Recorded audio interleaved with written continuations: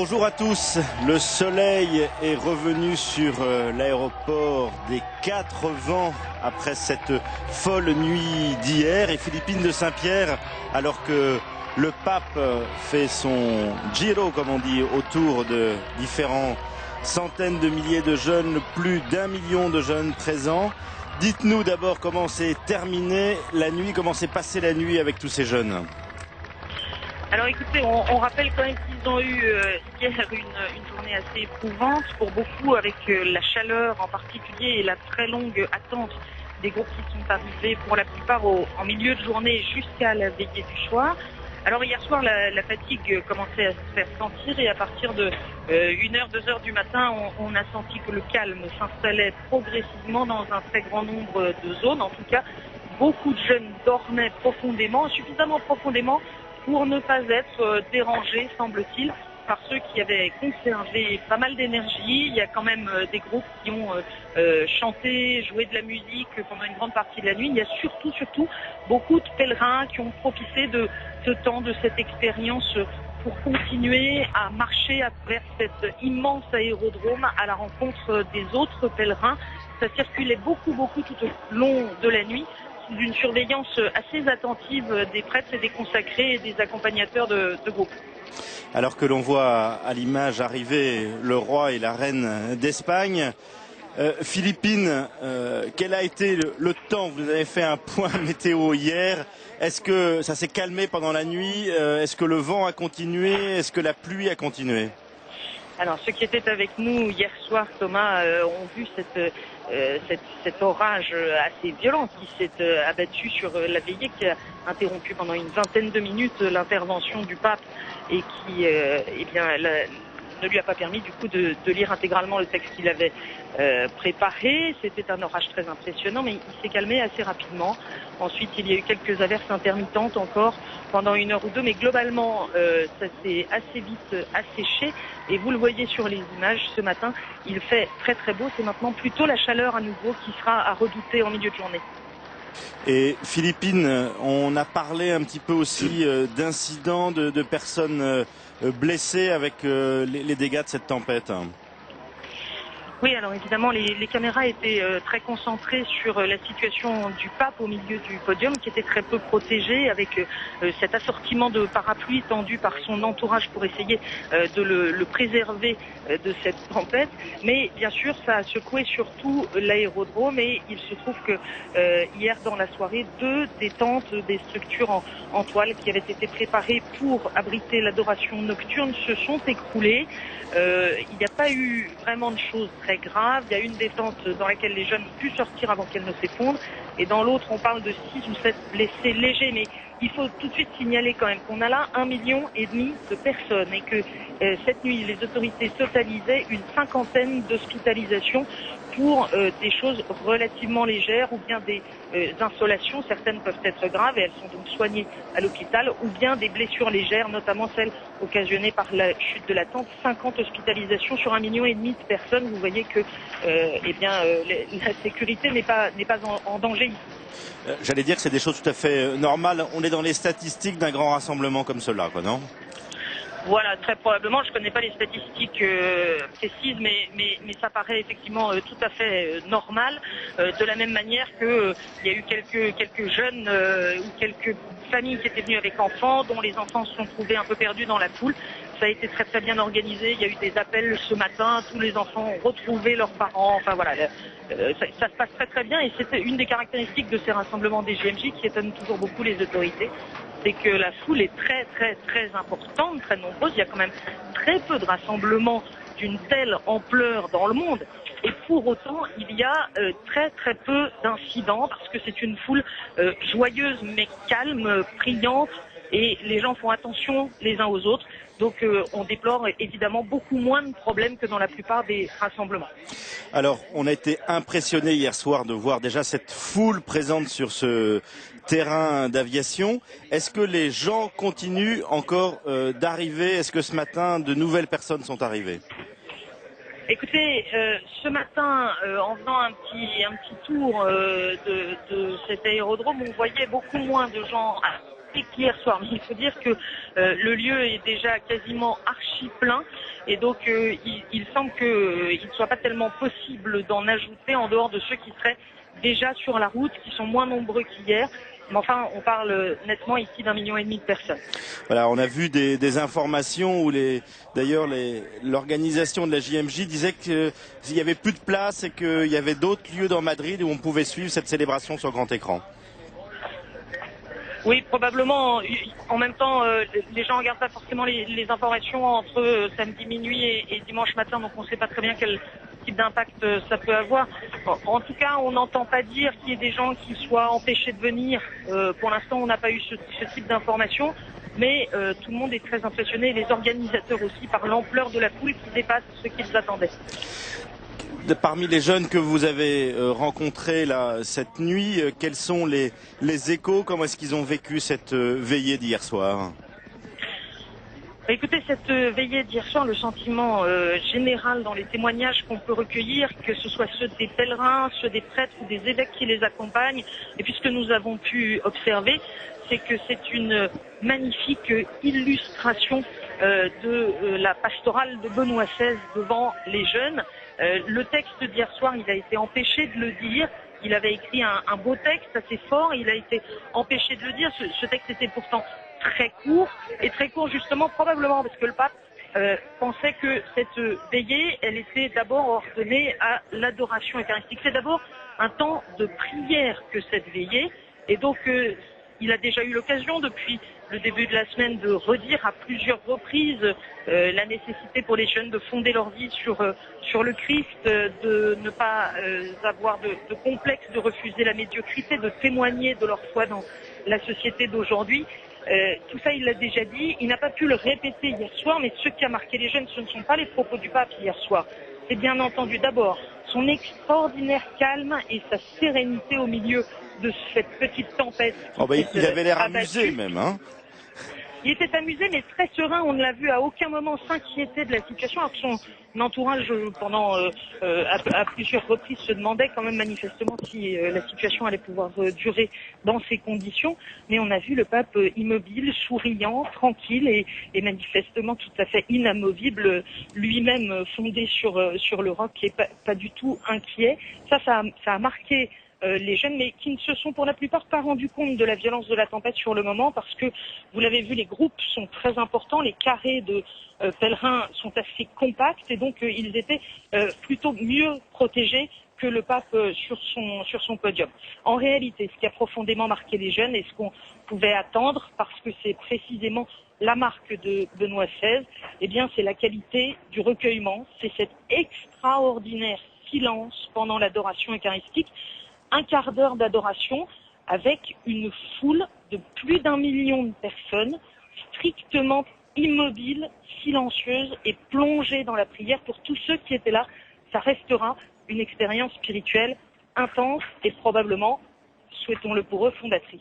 C'est vrai qu'on a été étonné hier de voir l'enthousiasme, voir l'exaspération des jeunes qui étaient totalement joyeux, hurlant, empêchant le pape de parler. Et puis quand le Saint-Sacrement est arrivé sur le podium, on a eu ce silence, et vraiment, j'allais dire ce silence habité.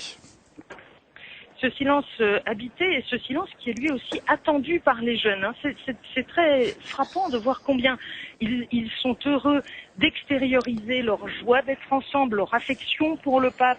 Donc ils sont heureux de ces manifestations où on tape dans les mains, où on crie ce qu'on a beaucoup entendu au cours des derniers jours, Esta es la juventud del Papa, voici la jeunesse du pape.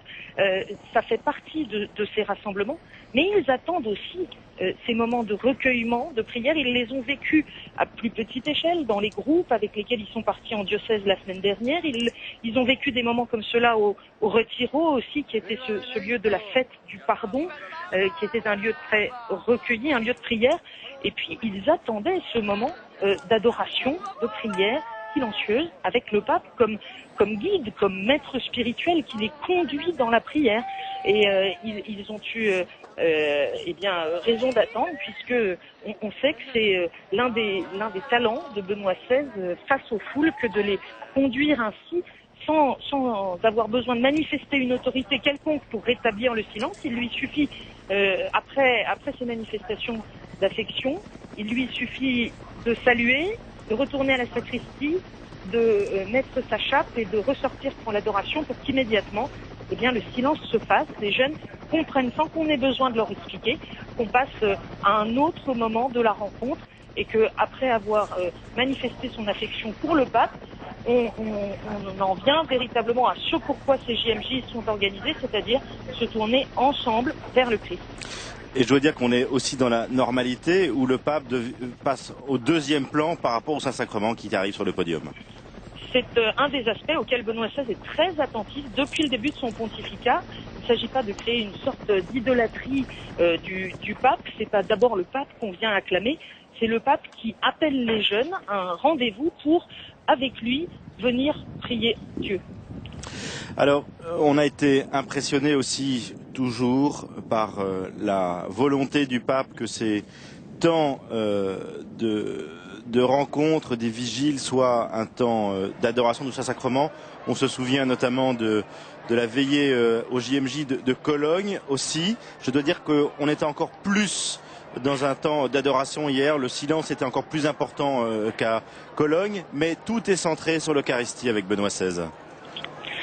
Oui, la comparaison avec Cologne est intéressante parce qu'on se souvient que Cologne c'était en août 2005, Benoît XVI était pape depuis quelques mois seulement et donc il avait dû enfiler le costume préparé par les Allemands pour Jean-Paul II. En réalité, on se souvient que eh bien c'était une scène absolument gigantesque mais très éloignée de la foule parce qu'à l'époque Jean-Paul II était très diminué par la maladie et donc on avait prévu une mise en scène très statique empêchant trop de contact et ce pape tout neuf dans l'exercice avait eu quelques difficultés sans doute à s'approprier des JMJ qui avaient été conçus d'une manière différente de celle qu'il aurait faite lui-même. Mais il y avait eu ce temps d'adoration à la stupeur quand même un peu générale, ne serait-ce que par sa longueur, d'un pape qui non seulement était assez loin de la foule, moins communicant que son prédécesseur, mais qui tout d'un coup en plus se mettait à tourner le dos à la foule en disant mais maintenant en fait ce pourquoi on est venu c'est pas pour se rencontrer les uns les autres seulement et donc se mettait à genoux devant le Christ en appelant les jeunes à faire de même. Et en fait cette année ce que nous vivons, on l'a déjà dit, ce sont véritablement les premières JMJ de Benoît XVI, c'est-à-dire que à Cologne c'était sa toute première, à Sydney ça se trouve quand même aux antipodes, c'est une culture assez éloignée de la culture naturelle de Benoît XVI et probablement nous Européens l'avons vécu aussi différemment, mais ici on est en Europe, on est dans un pays qui, comme la plupart des pays d'Europe occidentale, se trouve confronté à la question pour les chrétiens de savoir comment témoigner de leur foi dans cette société de plus en plus sécularisée. Ce sont des enjeux auxquels Benoît XVI est très attentif. Et donc, dans cette sorte d'appropriation des Journées mondiales de la jeunesse par Benoît XVI, si j'ose dire, eh bien, on constate combien ces temps d'adoration, combien cette manière qu'il a d'être enseignant dans la prière et pas seulement dans la parole est marquée dans l'organisation de ce rendez-vous de Madrid. Et je dois dire que la messe de ce matin, cette messe de clôture des JMJ, est la suite logique de la veillée d'hier soir. Tout est centré sur l'Eucharistie une nouvelle fois. Tout est centré sur l'Eucharistie, tout est centré sur le Christ.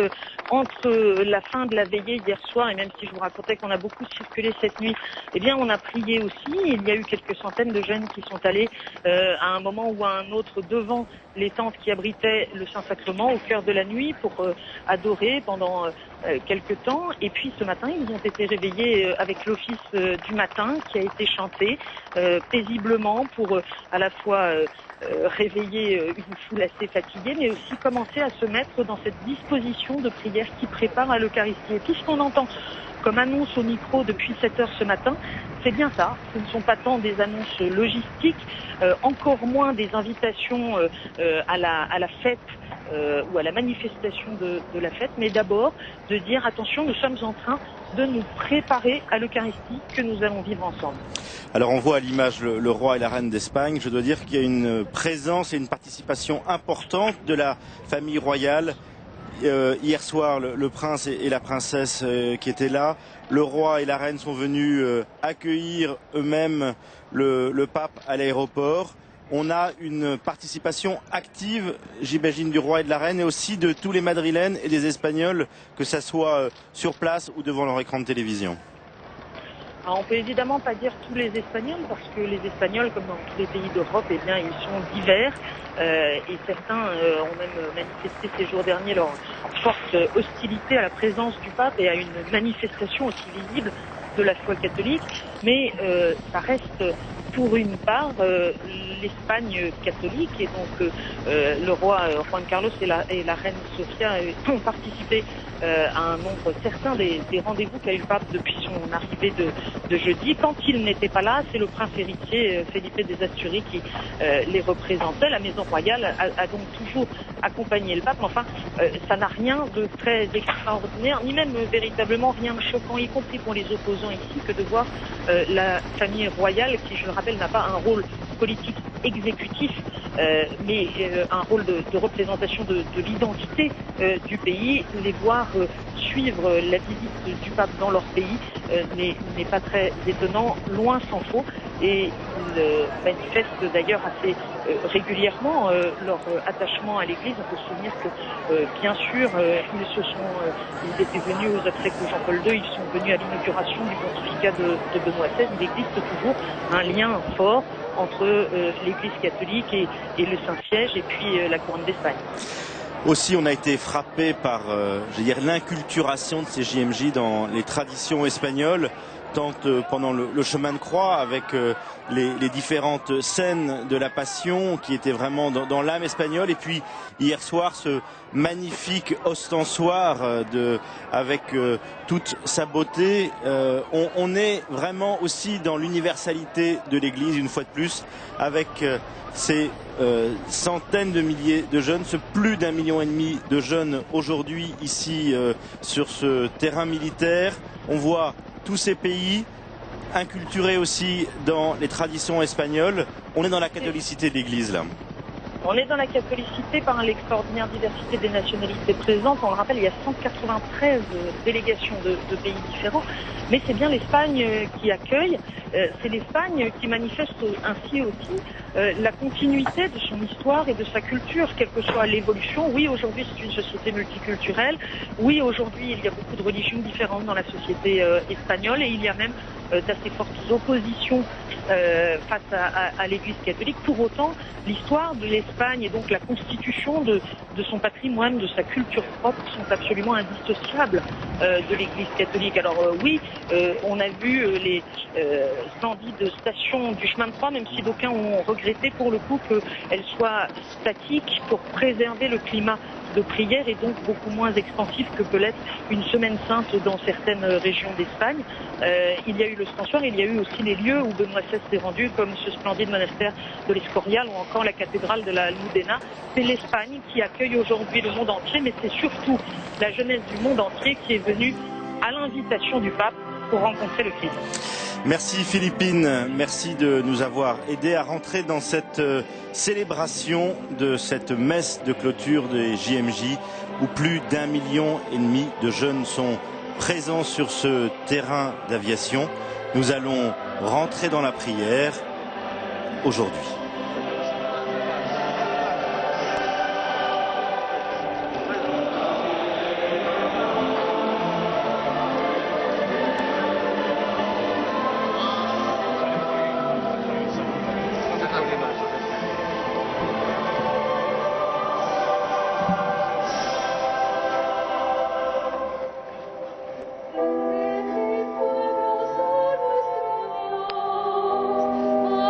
Riso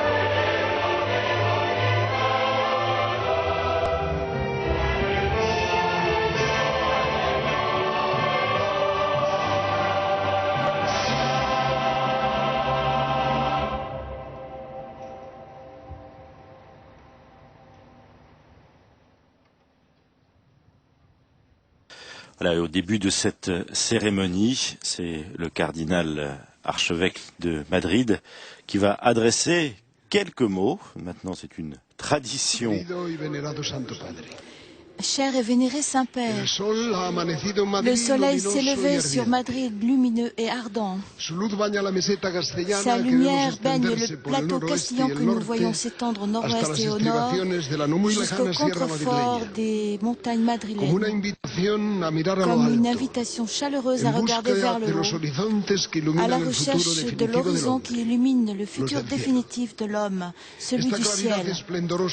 Cette clarté splendide du matin madrilène est le présage et l'annonce de la lumière pleine et définitive de Jésus-Christ ressuscité, dont la Pâque est rendue présente dans la célébration du sacrement de l'Eucharistie, présidé par le successeur de Pierre. L'apôtre qui a professé le premier parmi les 12 la confession claire et sans équivoque de la foi en son Maître et Seigneur. Tu es le Christ, le Fils de Dieu vivant. Cher Saint-Père, après une nuit de veillée, de tempête et de vent qui s'est déroulée dans une intense prière eucharistique, et après avoir passé toute la nuit aux 4 vents, les jeunes de la JMJ 2011, accompagnés par leurs prêtres, forment cette immense assemblée liturgique d'une très solennelle Eucharistie, dans laquelle la catholicité de l'Église brille comme rarement. C'est le moment culminant des Journées mondiales de la jeunesse. C'est le moment du oui au Christ, le oui des vies converties, le oui de la vocation à la prêtrise ou à la vie consacrée, le oui à l'appel pour être un apôtre séculier dans ce monde si agité et problématique de notre temps. Un monde qui manque de vraie et solide espérance, de justice et de solidarité. C'est dans ce panorama moral et spirituel inquiétant que les jeunes vont se retrouver quand ils retourneront dans leur pays d'origine. Il est urgent ce oui au mariage et à la famille projeté et réalisé selon le projet de Dieu, l'évangile de la vie. Le oui dans une vie à Dieu qui est amour, comme l'a si magnifiquement expliqué le pape dans sa première encyclique. Les jeunes, cher Saint-Père, qui l'ont entouré ces jours-ci, avec leur affectueuse et constante attention et preuve extraordinaire de vénération et affection filiale, extraordinairement réceptifs à vos paroles et à votre message, sont disposés à offrir au Seigneur un nouveau, un renouvelé oui, appuyé et confié dans le oui de Pierre, que le pape incarne et représente pour eux. Unis dans la communion de Saint-Corps et sang du Christ qu'ils vont recevoir, ils retourneront dans leur foyer, disposés à être les témoins courageux de l'évangile de Jésus-Christ, par les paroles et par leurs actes. Ils acceptent sans hésiter le message missionnaire que le Saint-Père a bien voulu leur donner, parce qu'ils savent que cheminant en Christ, leurs frères et leurs amis, leur Seigneur, quand ils le font dans la communion visible de l'Église présidée par le successeur de Pierre et par la main de Marie, la Sainte Vierge, les reines du ciel, en imitant l'exemple des saints, les patrons de ces journées mondiales, Saint Isidore et Sainte Marie de la Cabeza, Saint Ignace de Loyola et Saint François Xavier, Saint Jean d'Avila et Saint Jean de la Croix, Sainte Thérèse de Jésus et Sainte Rose de Lima, Saint Raphaël Arnaïs et le bienheureux Jean-Paul II les accompagneront dans la nouvelle étape de leur vie qui commence aujourd'hui, afin qu'ils soient les témoins de la véritable joie, la joie de Christ ressuscité, la seule joie qui est permanente, la seule capable de gagner le cœur de nos jeunes amis et compagnons et de sauver le monde.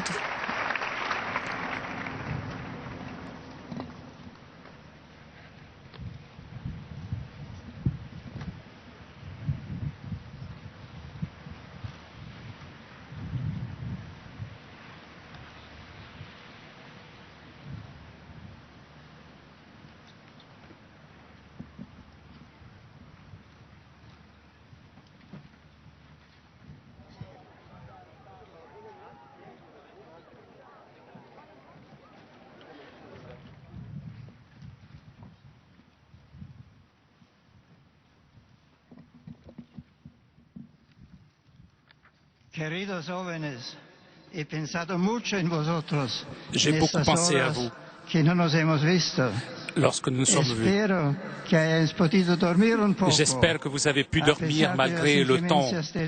Je suis sûr que ce matin tôt, vous avez regardé le ciel plus d'une fois et vous n'avez pas seulement levé les yeux, mais même vos cœurs se sont soulevés et cela vous aura permis de prier avec cette confiance et en sachant que le Seigneur ne nous abandonnera jamais. Commençons cette célébration eucharistique comblée d'enthousiasme et fort dans la foi.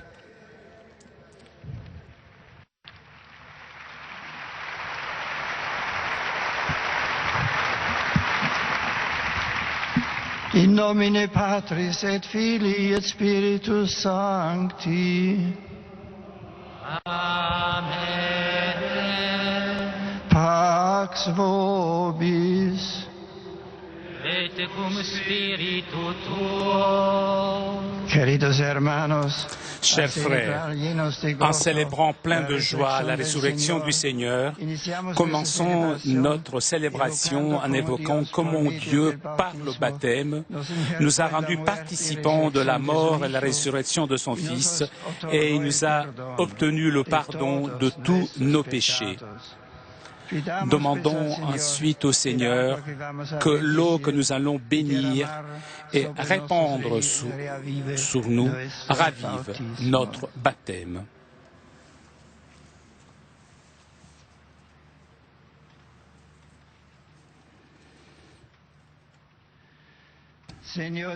Seigneur Dieu, créateur de toutes choses, par l'eau et l'Esprit, tu as formé l'homme à ton image et à ta ressemblance et tout l'univers. Jésus-Christ, de ton côté ouvert sur la croix sont nés les sacrements du salut. Esprit Saint, dans la fontaine baptismale qui jaillit dans l'Église, tu nous as donné de renaître créatures nouvelles. Seigneur Dieu, toi qui donnes la vie, en ce dimanche nous célébrons la mémoire et la résurrection et tu rassembles ton Église, épouse et corps du Christ. Bénis ton peuple et que cette eau ravive en nous la mémoire et la grâce du baptême, notre première Pâque.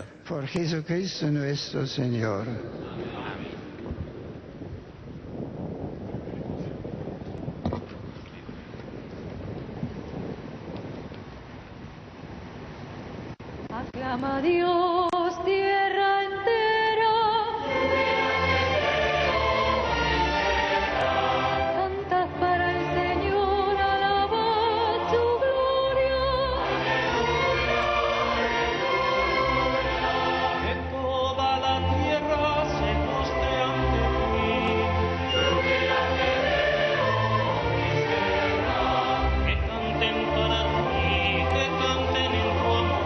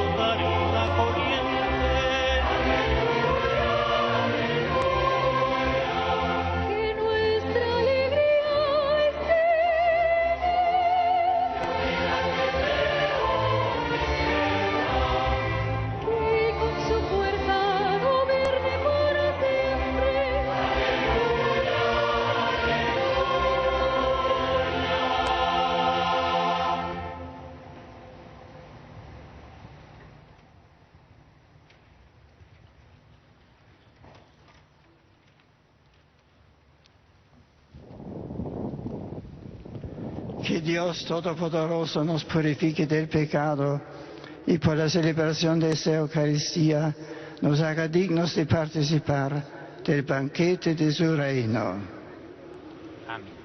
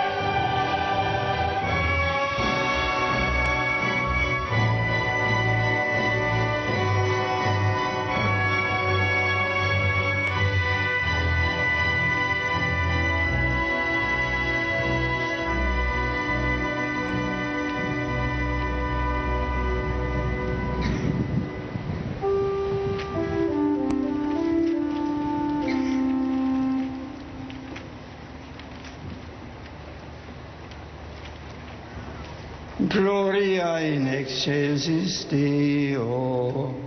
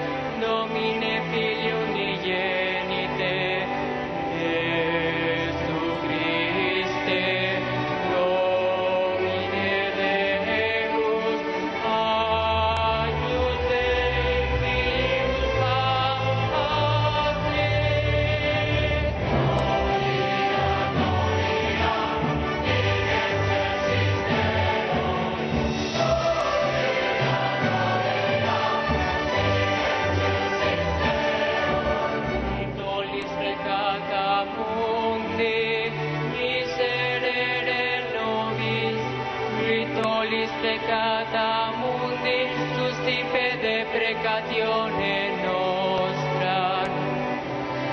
Christe saves terra pacis, miserere nobis.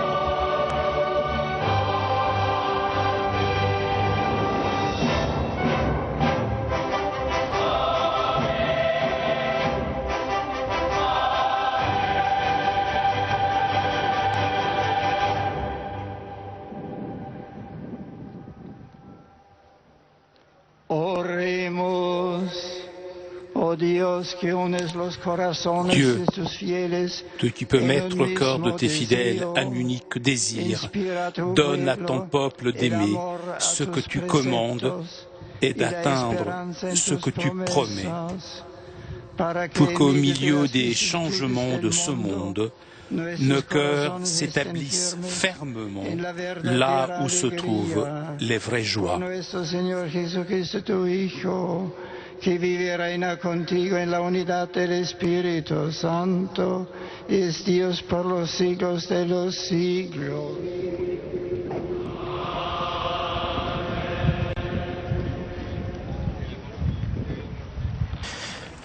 Voici maintenant le temps de la liturgie de la parole.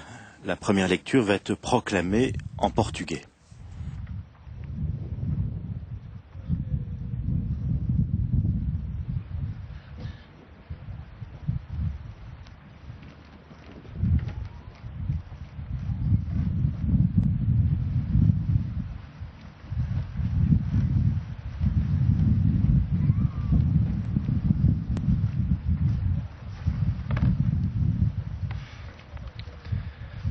Leitura do livro do profeta Isaías. Assim diz o Senhor a Parole du Seigneur adressée à Shebna le gouverneur. Je vais te chasser de ton poste, t'expulser de ta place. Et ce jour-là, j'appellerai mon serviteur Eliasim, fils de Hilkias. Je le revêtirai de ta tunique, je le ceindrai de ton écharpe, je lui remettrai tes pouvoirs. Il sera un père pour les habitants de Jérusalem et pour la maison de Juda. Je mettrai sur son épaule la clé de la maison de David. S'il ouvre, personne ne fermera. S'il ferme, personne n'ouvrira. Je le rendrai stable comme un piquet qu'on enfonce dans un sol ferme. Il sera comme un trône de gloire pour la maison de son Père.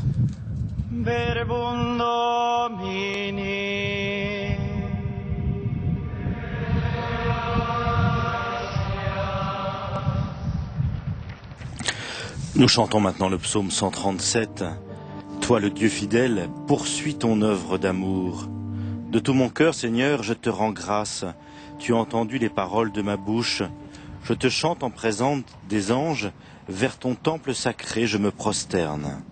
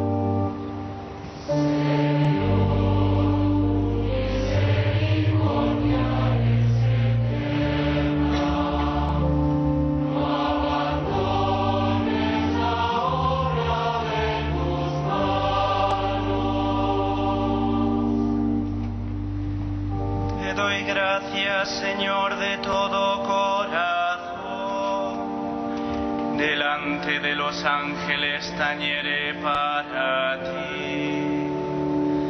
Me postraré hacia tu santuario, daré gracias a tu nombre.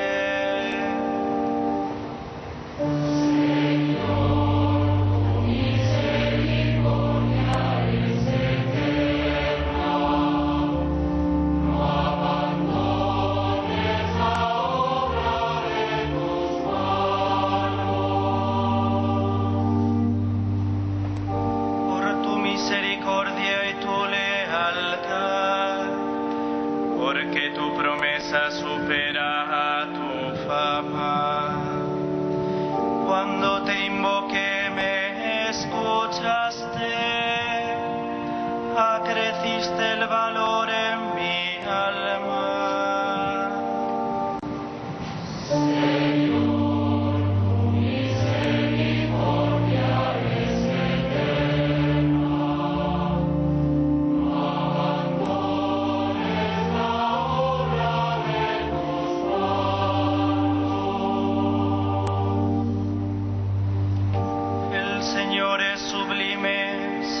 fija en el humilde y de lejos conoce al soberbio.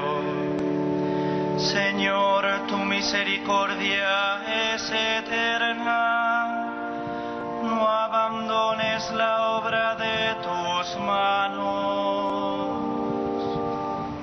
Señor,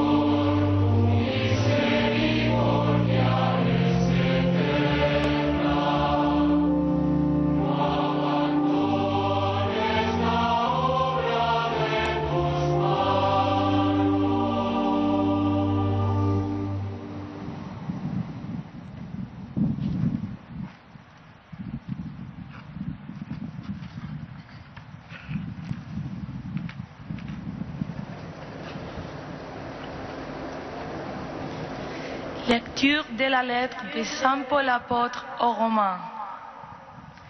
Quelle profondeur dans la richesse, la sagesse et la science de Dieu. Ses décisions sont insondables, ses chemins sont impénétrables. Qui a connu la pensée du Seigneur? Qui a été son conseiller? Qui lui a donné en première et mériterait de recevoir en retour? Car tout est de lui et pour lui. À lui la gloire pour l'éternité. Amen. Verbum Domini.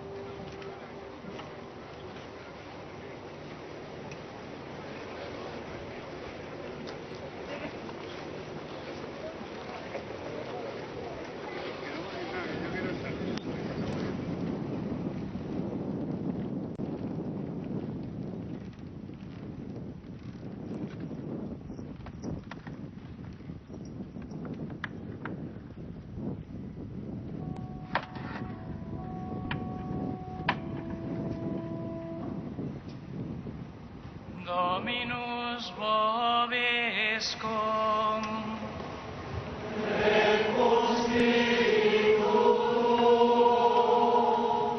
Lectio Sancti Evangelii secundum Matteum. Évangile de Jésus-Christ selon saint Matthieu.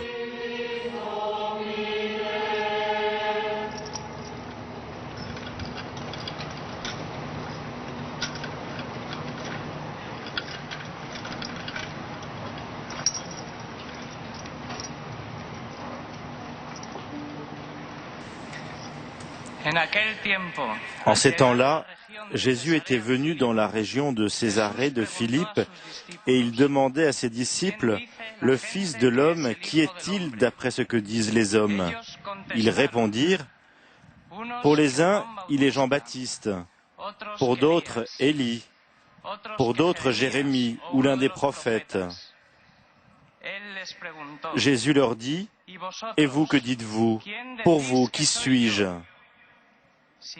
Prenant la parole, Simon-Pierre déclara, « Tu es le Messie, le Fils du Dieu vivant. » Prenant la parole à son tour, Jésus lui déclara, « Heureux es-tu, Simon, fils de Jonas. Ce n'est pas la chair et le sang qui t'ont révélé cela, mais mon Père qui est aux cieux. Et moi je déclare, tu es Pierre, et sur cette pierre je bâtirai mon Église, et la puissance de la mort ne l'emportera pas sur elle. Je te donnerai les clés du royaume des cieux. Tout ce que tu auras lié sur la terre sera lié dans les cieux. Et tout ce que tu auras délié sur la terre sera délié dans les cieux. » Alors, il ordonna aux disciples de ne dire à personne qu'il était le Messie.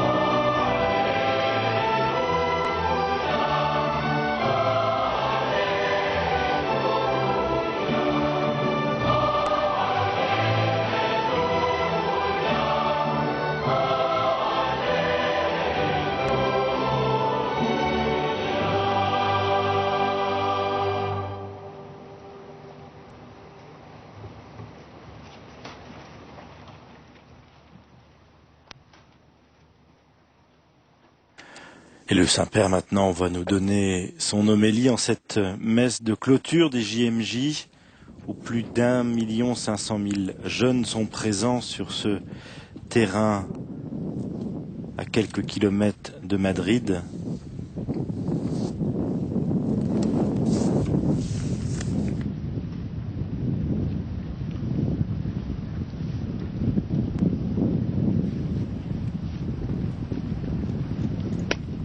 Queridos jóvenes, con la celebración de la Eucaristía, Chers jeunes, avec la célébration de l'Eucharistie, nous arrivons au moment culminant de ces journées mondiales de la jeunesse. En vous voyant ici, venus un grand nombre de tous les horizons, mon cœur est plein de joie, pensant à l'affection spéciale avec laquelle Jésus vous regarde. Oui, le Seigneur vous aime et il vous appelle ses amis.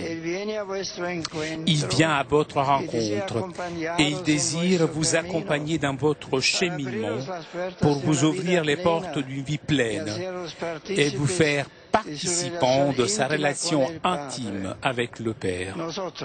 Pour notre part, conscients de la grandeur de son amour, nous désirons répondre avec une grande générosité à cette marque de prédilection par la résolution de partager aussi avec les autres la joie que nous avons reçue. Bien sûr, ils sont nombreux de nos jours ceux qui se sentent attirés par la figure de Christ et désirent mieux le connaître.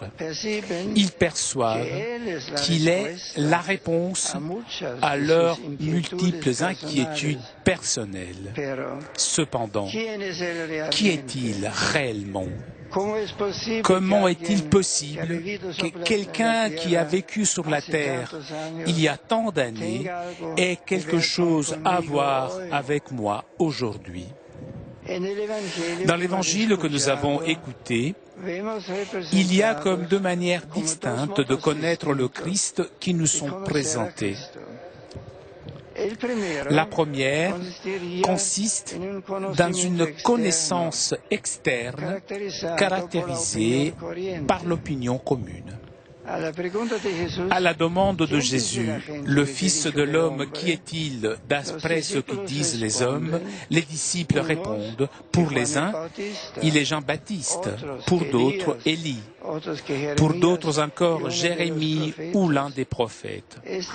C'est-à-dire qu'on considère le Christ comme un personnage religieux supplémentaire qui s'ajoute à ceux connus.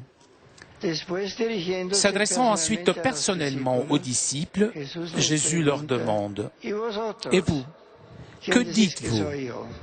Pour vous, qui suis-je » Pierre répond avec des paroles qui sont la première profession de foi, « Tu es le Messie, le Fils du Dieu vivant ». La foi va bien au-delà des simples données empiriques ou historiques. Elle est la capacité de saisir le mystère de la personne du Christ dans sa profondeur. Mais la foi n'est pas le fruit de l'effort de l'homme, de sa raison, mais elle est un don de Dieu. Heureux es-tu, Simon, fils de Jonas.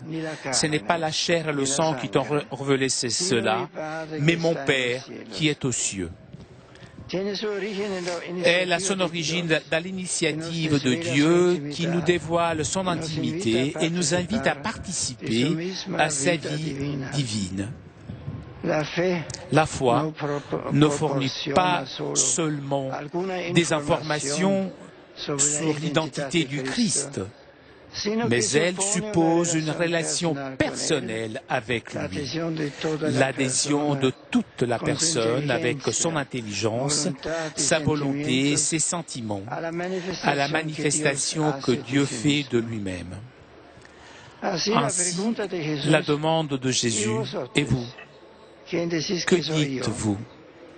Pour vous, qui suis-je? Pousse en fin de compte les disciples à prendre une décision personnelle par rapport à lui. La foi à la suite du Christ sont étroitement liées. Et comme elle suppose suivre le Maître, la foi doit se consolider et croître, devenir profonde et mûre, à mesure qu'elle s'intensifie et que se fortifie la relation avec Jésus, l'intimité avec lui. Même Pierre et les autres apôtres ont eu à avancer sur ce chemin, jusqu'à ce que leur rencontre avec le Seigneur ressuscité leur ouvre les yeux sur une foi plénière. Chers jeunes, aujourd'hui le Christ vous pose également la même question qu'il a fait aux apôtres. Et vous, que dites-vous? Pour vous, qui suis-je? Répondez-lui avec générosité et courage, comme il convient à un cœur jeune tel que le vôtre. Dites-lui, Jésus, je sais que tu es le Fils de Dieu, que tu as donné ta vie pour moi. Je veux te suivre avec fidélité et me laisser guider par ta parole. Tu me connais et tu m'aimes. J'ai confiance en toi et je remets ma vie entre tes mains. Je veux que tu sois la force qui me soutienne, la joie qui ne me quitte jamais. Dans sa réponse à la confession de Pierre, Jésus parle de l'Église. Et moi, je te déclare, tu es Pierre, et sur cette pierre, je bâtirai mon Église. Que signifie cela? Jésus bâtit l'Église sur le roc de la foi de Pierre qui confesse la divinité du Christ. Oui, l'Église n'est pas une simple institution humaine comme n'importe quelle autre. Bien plus, elle est étroitement unie à Dieu. Le Christ lui-même se réfère à elle comme son Église. On ne peut pas séparer le Christ de l'Église comme on ne peut pas séparer la tête du corps. L'Église ne vit pas d'elle-même, mais elle vit par le Seigneur. Il est présent au milieu d'elle. Elle lui donne vie, aliment et force. Chers jeunes, permettez-moi, en tant que successeur de Pierre, de vous inviter à renforcer cette foi qui vous a été transmise depuis les apôtres, à mettre le Christ, le Fils de Dieu, au centre de votre vie. Mais permettez-moi aussi de vous rappeler que suivre Jésus dans la foi, c'est marcher avec lui dans la communion de l'Église. On ne peut pas suivre Jésus en solitaire. Celui qui cède à la tentation de marcher à son propre compte ou de vivre la foi selon la mentalité individualiste qui prédomine dans la société court le risque de ne jamais rencontrer Jésus-Christ ou de finir par suivre une image fausse de lui. Avoir la foi, c'est s'appuyer sur la foi de tes frères et que ta foi serve également d'appui pour celle des autres. Je vous exhorte, chers jeunes, aimez l'Église qui vous a engendré dans la foi, vous a aidé à mieux connaître le Christ et vous a fait découvrir la beauté de son amour.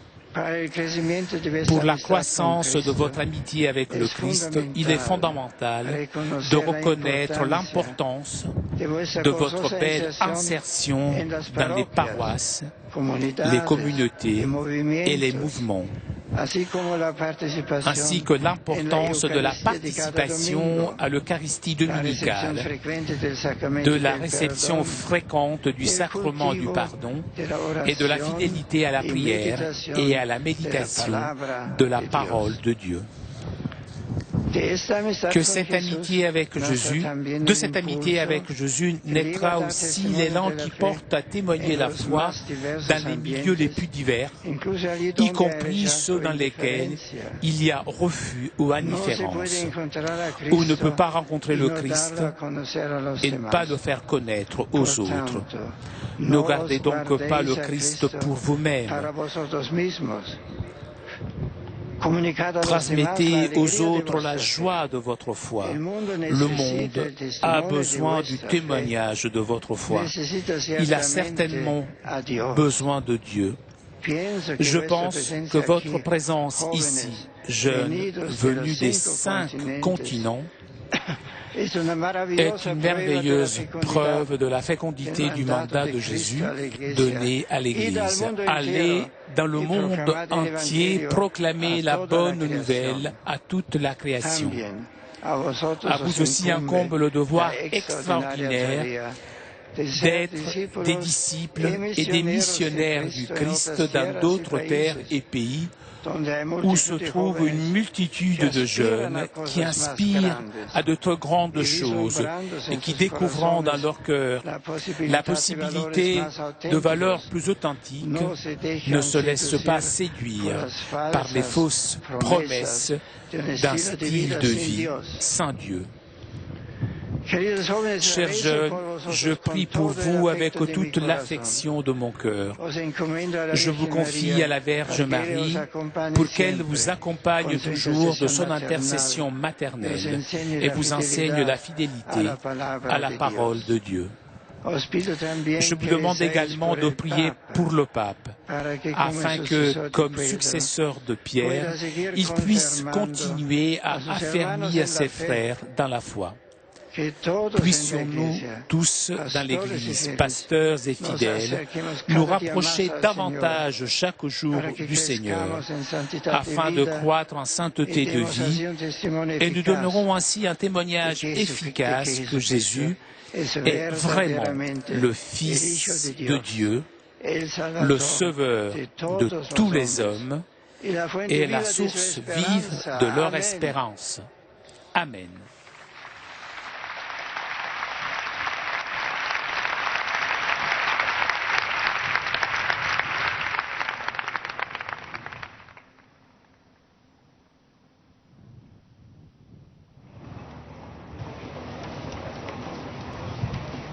Ahora, durante algunos instantes, Nous sommes invités maintenant à garder quelques instants de silence pour méditer la parole de Dieu et le commentaire qu'en a fait le Saint-Père.